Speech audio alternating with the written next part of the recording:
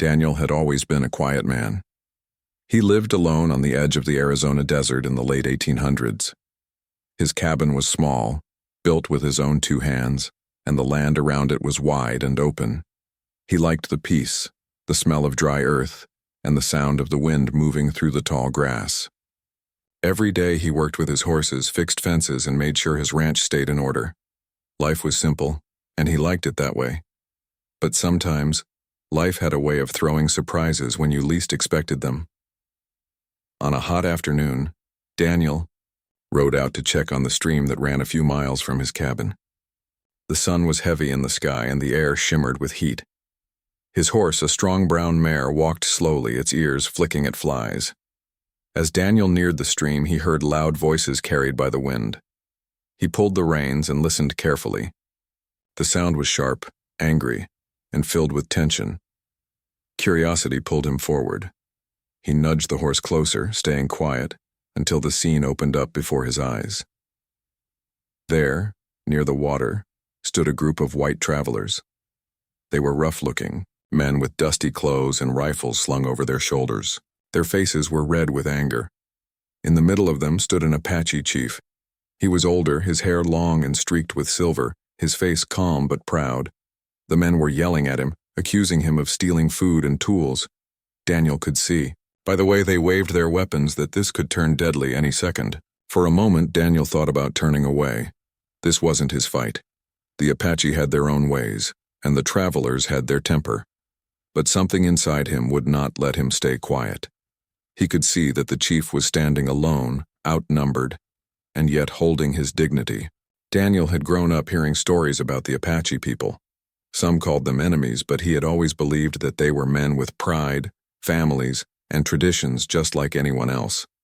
If the chief died here today, it would not be justice. It would be murder. Daniel took a deep breath and nudged his horse forward into the clearing. "Hold on there," he shouted, his voice strong enough to cut through the noise. The men turned, surprised to see him. One of them sneered, "Stay out of this, rancher. This savage stole from us." The chief did not speak. His dark eyes shifted toward Daniel, calm but watchful. Daniel looked at the men, then back at the chief. "Did you see him steal?" he asked. The men shuffled uncomfortably. One muttered, "We know it was him. Who else would it be?" Daniel could feel the tension. Their words were weak, built more on hate than truth. He decided to stand firm. "Then you don't know. And if you don't know, you don't point guns at an old man. Put your rifles down." The men glared at him. One stepped forward, his face twisted in anger. "You siding with him? You're a fool." Daniel didn't move. His voice was calm, steady, but full of weight. "No, I'm siding with what's right. You have no proof, and you're ready to kill him just because he's Apache. That's not justice, that's just cruelty." For a long moment, the desert seemed to hold its breath. The men looked at each other, restless. Slowly, one lowered his rifle, then another. The leader spat on the ground. "You'll regret this," he growled. Then, with a final glare at Daniel, they turned and walked away, their footsteps crunching on dry dirt until the sound faded. Silence returned to the clearing. The chief stood tall, his face unreadable. Daniel climbed off his horse and approached slowly. He didn't know what to say, but finally he offered simple words. "Are you all right?" The chief studied him for a long moment, then gave a small nod. His voice was deep and steady. "You did not have to stand for me, but you did. I will not forget." There was no smile, no handshake, but the chief's eyes carried something stronger than words, a promise. Daniel nodded, unsure what else to say. After a moment, the chief turned and walked away into the desert, his tall figure fading against the horizon. Daniel stood there, feeling the heat of the sun on his face. His heart was still pounding from the confrontation. He wondered if he had done the right thing. The travelers could cause him trouble in the future. People in town might hear about it and think he had chosen sides. But deep down he felt a calm pride. He had not defended an Apache. He had defended a man who was being treated unfairly. That was something his father had taught him long ago. Justice was justice no matter who you faced.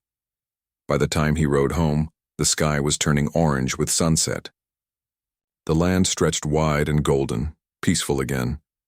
Daniel cooked a simple meal of beans and bread, then sat by the fire outside his cabin. The stars began to appear, one by one, bright against the darkening sky. He leaned back and thought about the day. The image of the chief's eyes stayed with him, steady and full of quiet strength. Daniel didn't know if he would ever see the man again, but he felt certain that what had happened today was not the end of the story. Something had begun, though he couldn't yet name what it was. That night, as he lay in his small bed, the desert silent around him, Daniel closed his eyes. He did not know that his act of courage would soon bring strangers to his door, strangers who would change his life forever. The next morning, Daniel woke early as he always did. The desert sun had barely risen, and the cool air still hung around his small cabin. He stepped outside, stretched his arms, and listened to the quiet. His horse grazed near the corral, and the faint sound of birds drifted across the open land. For a moment, everything felt normal. But as Daniel walked back inside and poured himself a cup of coffee, his mind returned to what had happened the day before. He had defended an Apache chief against angry travelers. The look in the men's eyes, filled with hate and threat, stayed with him. He knew word would spread. Out here, news traveled faster than the wind. By mid-morning, Daniel saddled his horse and rode into town. He needed supplies, flour, salt, and nails for the fence. As he approached the small town, he noticed more people than usual gathered near the general store. Their voices carried, soft whispers turning into stares as Daniel dismounted. He felt the weight of their eyes. He tied his horse and walked toward the store, his boots crunching on the dusty road. Inside, the air felt heavy. Mrs. Carver, who usually greeted him kindly, looked up from the counter with tight lips. Two men standing near the shelves stopped their conversation when he entered. Daniel kept his expression calm as he picked up a sack of flour. He could hear the whispers. "That's him," one man muttered. "Stood up for an Apache." Another shook his head. "Foolish move." "He'll bring trouble on himself." Daniel set the flour on the counter and met Mrs. Carver's eyes. She hesitated before ringing up the purchase. "Daniel," she said softly, "people are talking. They say you defended a chief. Is it true?" Daniel didn't flinch. "Yes," he said simply. "He was about to be killed without proof. I couldn't stand by and watch." Her face softened for a moment, but she shook her head. "Not everyone will see it that way." As Daniel left the store, a group of townsfolk stood outside watching him. Some faces were cold, others curious. Then an older man stepped forward. His hair was white, his back bent with years, but his eyes were steady. He reached out and took Daniel's hand firmly. "You did right," the man said, his voice strong despite his age. "Don't let them tell you otherwise. The Apaches may be different from us, but they are men too. Justice is justice." Daniel nodded, feeling a wave of quiet relief. At least one person understood. Still, the whispers followed him as he walked back to his horse. He could feel the tension like a storm waiting to break. The travelers he had faced yesterday could stir up more anger, and townsfolk were quick to choose sides. Daniel mounted his horse and rode out of town, the sound of hooves echoing against the hard ground. He told himself he didn't care what they thought, but deep down he knew his life had changed. The ride back home felt long. The desert stretched endless and silent, but Daniel's thoughts kept circling. He wondered if the Apache chief would remember his defense, or if the chief's people would come to question him. He thought about the promise in the man's eyes, a silent message he could not forget. The horizon shimmered in the heat, and the trail ahead seemed uncertain, like his future. As the sun lowered in the sky, Daniel reached his ranch. He dismounted and patted his horse's neck, grateful for the quiet of his land. Yet even here his mind wouldn't rest. He cooked a simple meal and sat outside, watching the colors of the sunset paint the desert sky. The world looked peaceful, but his heart carried unease. He felt as though unseen eyes were watching him, waiting for what came next. Later, as the stars began to shine, Daniel walked the fence line. The night air was cool and the desert seemed alive with small sounds, the call of an owl, the rustle of dry grass.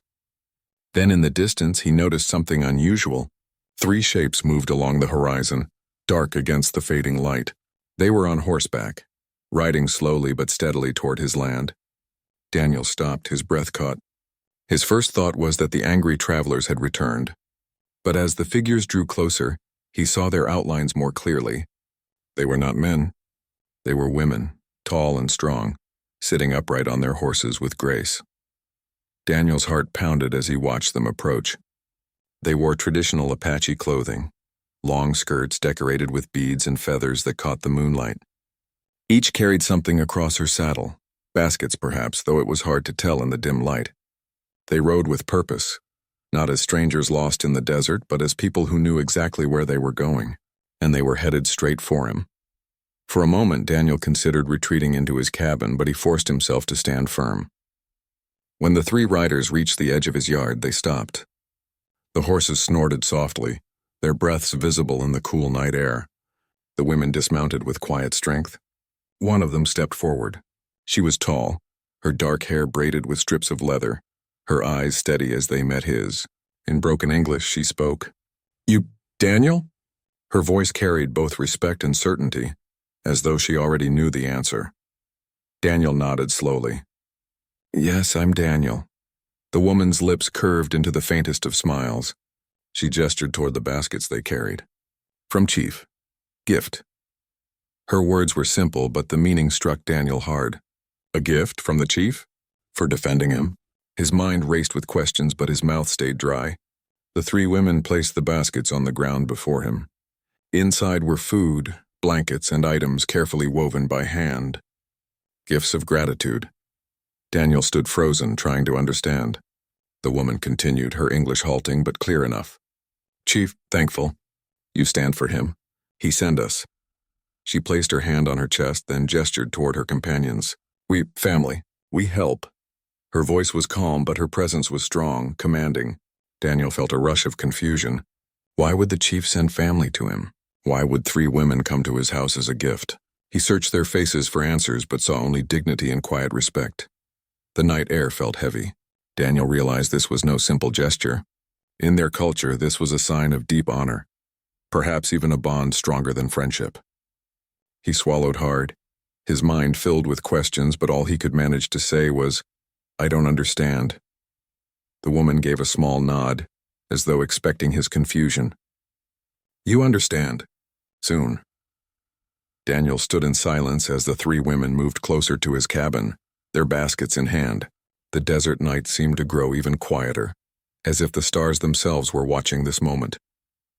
He had thought yesterday's encounter was the end of the story, but as the women crossed the threshold of his land, he knew this was only the beginning.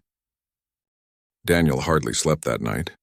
Long after the three Apache women had entered his cabin, placed the baskets neatly by the wall, and quietly sat near the fire, his mind was still racing. He lay on his small bed, staring at the wooden ceiling, listening to the soft crackle of flames. His thoughts turned again and again to the words the tallest woman had spoken. "Chief thankful." He sent us. What did that mean? In his world, gifts were things like food, tools, or maybe a horse. But people, family, it felt bigger than anything he could understand. When the morning light slipped through the small cracks in his cabin wall, Daniel rose and found the women already awake. They had tidied his table, swept the dirt floor with a bundle of twigs, and cooked breakfast from the food they had brought. The smell of roasted corn and herbs filled the air. Daniel blinked in surprise. He was used to eating simple beans and bread each morning, but here was a meal rich in flavor and care. The three women moved gracefully, working together without many words. When they noticed him, they nodded politely, their faces calm. Daniel sat down at the table, unsure what to say. The woman who spoke the best English, the one with braids wrapped in red cloth, pushed a plate toward him. "Eat," she said softly. Her tone carried no question, only simple kindness. Daniel hesitated, then gave a small smile. "Thank you." As he ate, he watched them closely. They were tall and strong, their movements filled with quiet confidence. Their clothes were handmade, decorated with beads and shells. Everything about them spoke of tradition and pride. Yet here they were in his small cabin, serving him breakfast as though it were the most natural thing in the world. When the meal was done, Daniel leaned back in his chair. He cleared his throat. "I need to understand," he said carefully. "Why are you here? Why did the chief send you?" The woman with the red cloth braid met his eyes. Her English was slow but steady. "Chief, give thanks. You defend him. You risk life. He sent us. To honor you. To help." She placed her hand on her chest. "We family. We stay." Her words sank deep into Daniel's heart. Stay. The weight of it made his chest tighten. They weren't here to drop off gifts and leave. They were here to remain by his side as part of his life. He rubbed his temples, trying to think, but "I didn't do it for a reward," he whispered. The woman gave the smallest of smiles. "Not reward, respect, bond." For the rest of the day, the women moved about the ranch as though they had always belonged there. They carried water, gathered wood, and even mended part of his fence with surprising skill. Daniel followed them at first, worried they might not know how to handle his tools or animals. But soon he realized they were as capable as any ranch hand. The way they handled the horses with gentle strength impressed him. His mare, usually cautious with strangers, nuzzled one of the women without hesitation. Daniel stood there amazed, feeling both relieved and unsettled. As the sun climbed higher, Daniel rode into town again, this time with questions heavy on his shoulders. When he entered, the whispers grew louder. Some folks stared openly, their eyes sharp with judgment. One man called out, "I hear you've got visitors at your place." "Apache women, is that true?" Daniel kept walking, refusing to answer. He bought nails and feed, ignoring the stares, but inside he felt the pressure mounting. People would not understand. Some might even see this as betrayal. But what could he do? Turn them away? That would insult the chief, break the bond that had been placed in his hands. He sighed heavily, realizing there was no easy path forward. Back at the ranch, the women had prepared supper. They had also hung blankets outside to dry, and Daniel realized they had already washed his old shirts without asking. The sight filled him with a strange mix of gratitude and unease. He joined them for supper, and afterward, as they all sat near the fire, he tried again to bridge the gap between their worlds. "Do you miss your people?" he asked. One of the women, quieter than the rest, looked up at the stars through the open door and said softly, "We carry our people here," tapping her chest. Daniel nodded slowly. Her words carried more meaning than pages of books could. That night, as Daniel lay awake again, he thought about what the woman had said earlier. Not reward, respect, bond. He realized that the chief had not sent them as payment, but as a living connection between their worlds. By sending family, the chief had tied Daniel to the tribe in a way that could not easily be broken. It was an honor, but also a great responsibility. He wondered if he was ready for it. His life had been simple, quiet, and solitary. Now it felt like the desert wind had shifted, carrying him into a future he had never imagined. The days that followed only deepened the mystery. The three women continued to work alongside him, their presence turning his lonely cabin into something that felt alive. They laughed together in their own language, but included him with warm smiles and gestures. Sometimes they tried to teach him words from Apache, pointing to objects and repeating them until he got it right.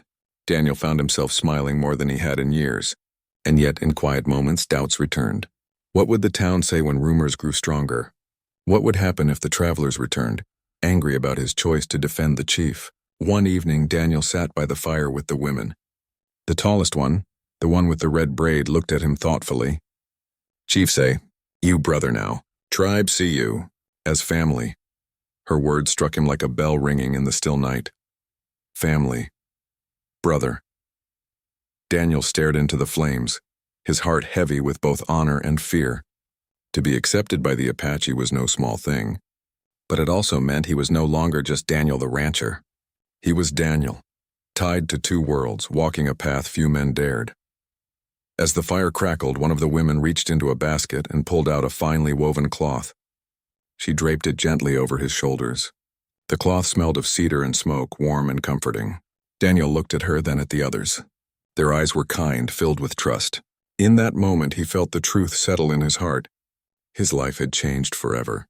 The chief's gift was not only the women or their help. The real gift was belonging, an invitation into a bond that crossed beyond land, language, and blood. And as Daniel sat wrapped in the cloth, surrounded by the quiet strength of the three women, he understood for the first time what it meant to be part of something larger than himself. The desert outside was silent, the stars bright above. But inside his cabin, a new story was just beginning. one that tied his fate to the Apache in ways he could not yet imagine. Daniel had lived alone for so long that he almost forgot what it felt like to hear laughter inside his cabin. But now, with the 3 Apache women staying under his roof, everything felt different. The cabin no longer echoed with emptiness. The sound of their voices, the rhythm of their steps, and the warmth of their presence filled every corner. Each morning they rose before the sun, starting fires, grinding corn, and caring for the horses as though they had been born to this land. Daniel, who was used to doing everything himself, found his hands strangely idle at times. He would pick up a tool or head toward a chore, only to find one of them already doing it with skill and quiet pride. At first, Daniel felt awkward. He had not asked for their help. He had not invited them to live with him.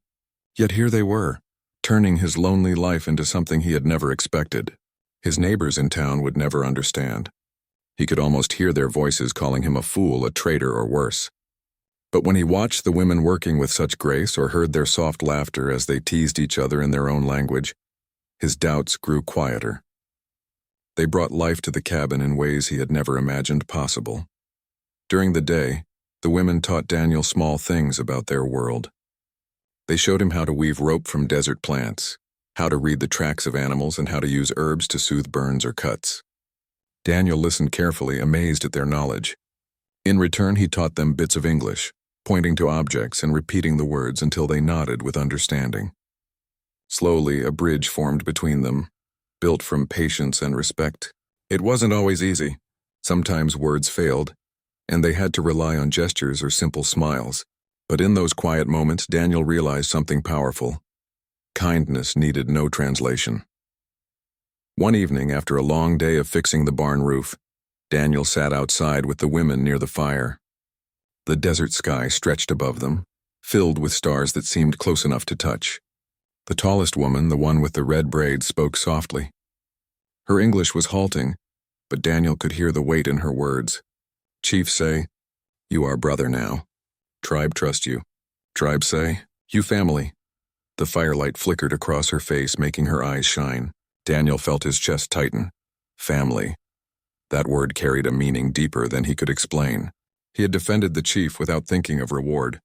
But this bond, was something beyond reward. It was a new life being offered to him. Daniel stared into the fire, his thoughts heavy. "Why me?" he whispered, though he knew they might not understand all his words. "I am just a rancher. I live quiet, I have nothing to give back." The woman reached out and touched her chest gently. "Heart," she said. "You give heart?"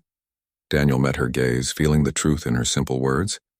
In a land where many turned their backs or raised rifles, he had chosen to stand for what was right. That act had reached further than he could have imagined.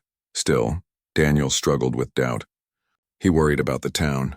He worried about the angry travelers who might return, looking for revenge. And he worried about whether he was strong enough to carry the weight of the bond the chief had given him. That night, as he lay in his bed, he listened to the soft breathing of the women sleeping near the fire. He thought about the life he once had, quiet, lonely, safe. Then he thought about the life he now faced, uncertain, complicated, but filled with meaning. The difference was like night and day, and he could no longer imagine turning back. The following days brought more lessons. The women cared for his horses with such skill that even Daniel was surprised. His mare, who trusted no one easily, followed one of them as though she had known her all her life. Another woman used herbs to heal a small wound on the horse's leg, her hands steady and sure. Daniel watched in silence, realizing that their ways were not just different but often wiser than his own. The desert was their teacher, and they carried its lessons in every action. One afternoon, as they all worked together, Daniel asked, "Do you miss your people?" The quietest of the 3, who rarely spoke, lifted her eyes to the horizon. Her voice was soft but steady. "We carry people here," she said, pressing her hand to her heart. Daniel nodded slowly. Her answer was simple, yet it held a depth that struck him deeply. He realized that by being with him, they were not leaving their people behind. They were carrying their people's spirit, their traditions, and their pride into his home. It was not a loss, it was a continuation. As the days passed, Daniel began to notice small changes within himself. He laughed more. He listened more.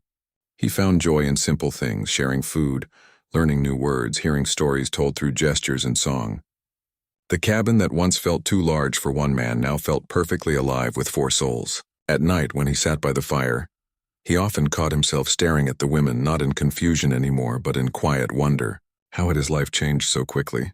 How had one act of courage brought such a gift? Yet even as warmth filled his days, shadows of doubt lingered. What if the town turned against him fully? What if the travelers returned with more men and more anger? What if he failed the trust the chief had placed in him? The questions haunted him, but when he looked at the women, strong and unshaken, he felt a calm settle over him. They had chosen to stay. They had accepted him as family. And perhaps, he thought, that was enough reason to trust himself. One evening, as the desert wind whispered across the land, Daniel sat alone outside. The stars were bright, the fire burning low. The woman with the red braid joined him quietly, sitting beside him in silence.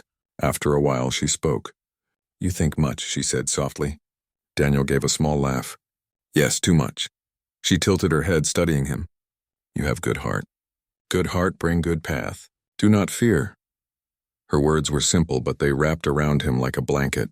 For the first time in days, Daniel felt the weight on his chest lighten. As he went inside, he saw the other 2 women already asleep, the firelight casting warm shadows across their faces.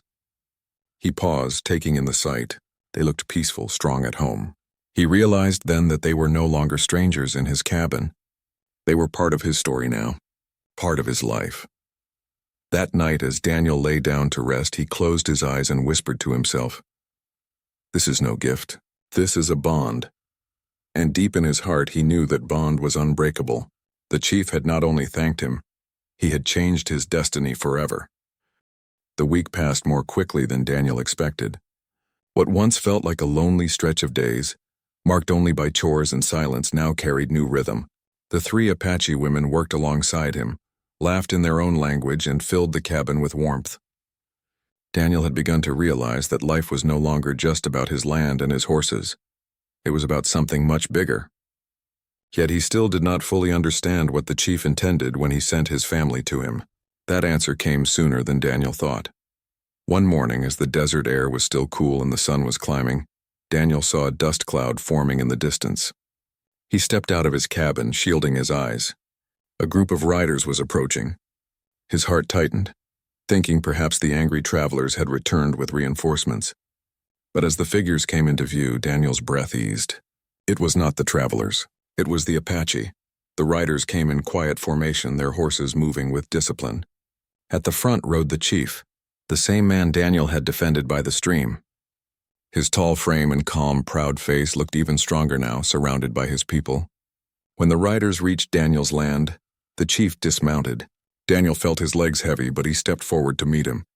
The 3 women stood nearby, their eyes bright, as though they had been waiting for this moment. The chief raised his hand in greeting. His voice was deep, measured, and steady.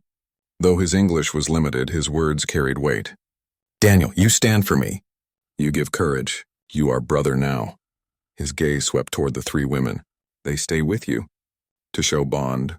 Tribe honor you." Daniel felt overwhelmed. He had never sought honor or recognition. He had acted because it was right, nothing more. But to the Apache, his action had created something much larger than he ever dreamed. He bowed his head slightly, unsure how to answer. "I don't deserve this," he whispered. The chief stepped closer, his eyes sharp and kind at the same time. "Not deserve. Earn," he said firmly. Those 2 words settled deep in Daniel's heart. After the short speech, the tribe gathered around a small fire they built on his land. They sang in their own tongue, voices rising and falling in harmony with the desert wind. The sound was both haunting and beautiful. Daniel sat among them, his heart stirred by the rhythm. He did not understand the words, but he understood the feeling. Welcome, respect, family. For the first time in years, he did not feel like an outsider looking in. He felt like he belonged. Later, the chief spoke again. "You protect one man. Now, tribe, protect you. You alone no more." The words were simple, but Daniel knew their meaning was powerful. To stand with the Apache meant more than friendship. It meant brotherhood. It meant his life was now tied to theirs, his fate linked with their people. When the ceremony ended, the chief placed his hand on Daniel's shoulder. Their eyes met, and Daniel nodded silently. The bond was sealed. He was no longer just a rancher on the edge of the desert. He was something more, someone with ties that crossed beyond blood or land. That night, as the tribe left and the stars filled the sky, Daniel sat outside his cabin with the 3 women beside him. They were quiet, each lost in thought. Daniel's mind swirled with everything that had happened. The town would never understand this bond. Some would call him foolish. Others would call him a traitor. But Daniel no longer cared. He had seen truth in the chief's eyes, in the strength of the tribe, and in the dignity of the women who had stayed with him. That truth mattered more than gossip or judgment. Over the next days, Daniel returned to his daily chores, but now everything felt different. He was no longer alone when he mended fences or checked the stream. The women worked with him not as guests, but as part of his life. They brought water, gathered herbs, and cared for his animals. When he rode out to the fields, they rode with him. Their presence turned simple tasks into shared moments.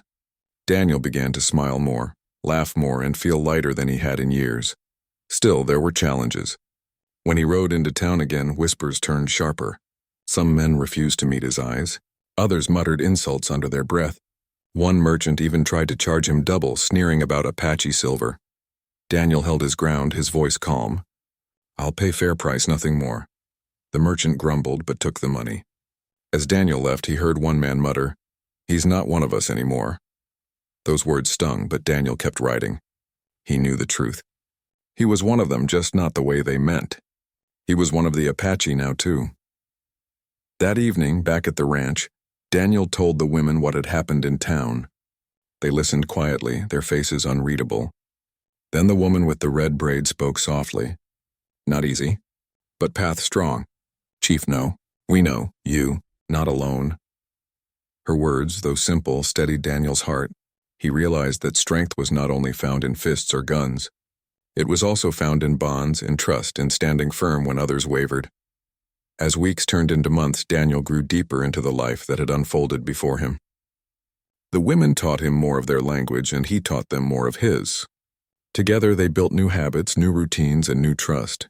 He began to see the desert not only as his land, but as part of a larger world that belonged to all of them. He no longer felt like a man guarding a small ranch. He felt like a man standing at the heart of something greater. One night, sitting by the fire, the quietest of the 3 women spoke in English. Her words slow but clear. One act changed many lives. Daniel looked at her, surprised. She was right. He had defended one man by a stream, and now his entire life had shifted. The tribe saw him as brother. The women saw him as family, and he in turn saw them not as strangers, but as companions who had given his life new meaning.